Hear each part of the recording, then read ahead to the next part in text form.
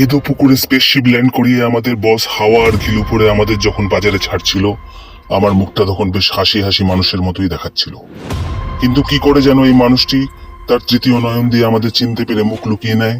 মানুষটির মনের প্যাঁচ বিশ্লেষণের জন্য আমরা জিলিপির দোকানে যাই, কিন্তু কড়াইয়ের গরম তেলের তাপ সহ্য করতে না পেরে আমরা প্ল্যান বি অর্থাৎ চোরকির বিশ্লেষণে লেগে পড়ি। বুঝতে পারি আমরা ধরা পড়ে যাব, তাই তৎক্ষণাৎ কিছু মুখোশ কিনে আমাদের মুখ ঢেকে ফেলি। এরপরে আমি আবিষ্কার করি আমাদের এত বছরের কষ্টে বানানো স্পেসশিপের নকল মানুষ অনেক আগেই করে ফেলেছে। আমাদের ভয় হয় পুকুর থেকে আমাদের উড়ন্ত চাকি তুলে না এরা বেঁচে দেয়। আমাদের বস সঙ্গে সঙ্গে আরেক এজেন্টকে স্পেসশিপগুলো পরীক্ষা করতে দেখতে নির্দেশ দেয়। আমরা বুঝতে পারি এখানে আরো অনেক গ্রহ থেকে আসা মানুষ সেজে গা ঢাকা দিয়ে রয়েছে নিজেদের মিশনের কাজে। আমরা একটা দাঁড় করানো রকেটও দেখতে পাই।